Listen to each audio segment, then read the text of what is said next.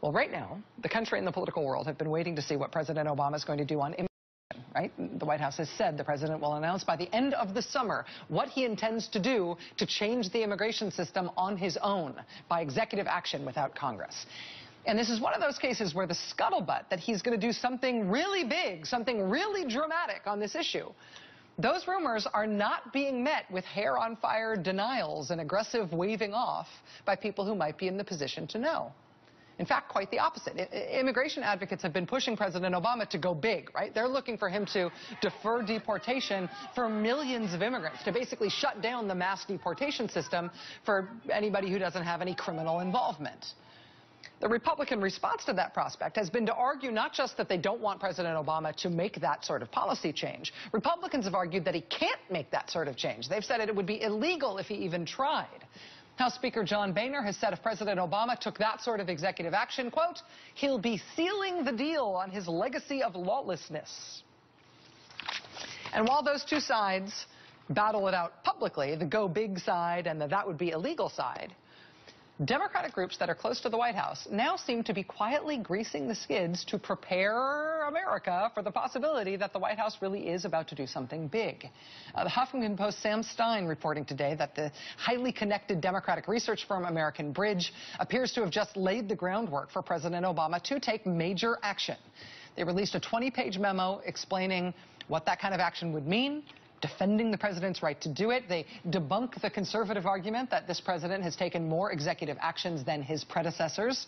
He hasn't. The report lays out all the times his immediate predecessors, Republican presidents and Democratic presidents, have themselves used executive action specifically on immigration. Like in 1987, when Ronald Reagan eased deportation for 200,000 Nicaraguans, or in 1990, when George H.W. Bush eased deportation for Chinese.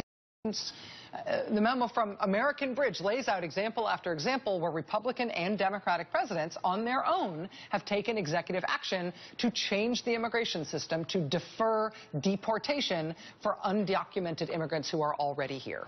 The same thing President Obama is reportedly now considering and that pro-immigrant groups are encouraging him to do on a very, very large scale. This has the feel of Democrats laying the groundwork for something big that it's about to happen. And it happens at the same time that the White House has just announced, without explanation, that the president is about to jet back to Washington for something they won't say what, in the middle of his summer vacation. What's going on here? And who knows about it? Joining us now is somebody who might, Brad Woodhouse, president of that well-connected Democratic super PAC American Bridge, which just released that report supporting the idea of President Obama taking big-time action here. Mr. Woodhouse is a former communications director for the DNC. Thanks for being here, Brad. Nice to see you. Hey, thank you so much for having me. So is it fair for me to describe you as well-connected, as being on the same wavelength as the White House on this? Well, I think so. I mean, look, the president has sent these signals. I mean, it's pretty obvious that, especially in the aftermath of this fiasco of John Boehner and the Republican House leaving town, unable to do their own border package. Then he comes to the podium and says, well, the president may have to take his own action. And then they pass a bill to basically deport everyone indiscriminately. And they left the president, as the president said, no choice. Now, John Boehner said unprecedented lawlessness. And, you know, we're an organization that really dives into research and facts. And we're like, wait a minute, that doesn't sound right. I mean, some of us were alive when Ronald Reagan took action on immigration, executive action, when George H.W. Bush, when George W. Bush did it. So we went about this. It be that hard. But yeah, we are really trying to lay the groundwork. We want to provide this president, the White House, Democrats, immigration groups, what they need to make the case, because what they've said about this president and executive actions is wrong, not to mention the fact their position on immigration is wrong and is hurting them as a party. Well, are you, as an organization, advocating that the president do that, or do you think that President Obama is about to do that, and therefore you're trying to sort of texture the ground ahead of him so that it lands in a more advantageous way?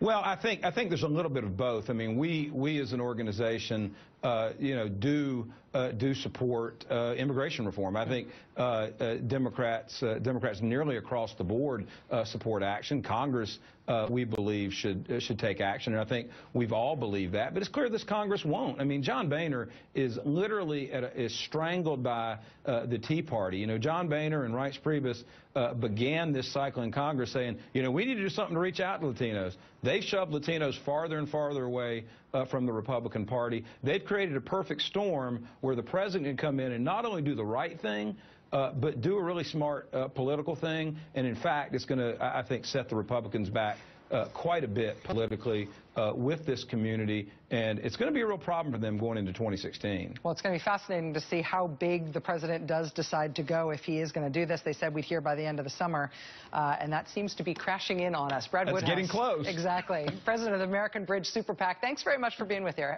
Thank you, Rachel. I appreciate it.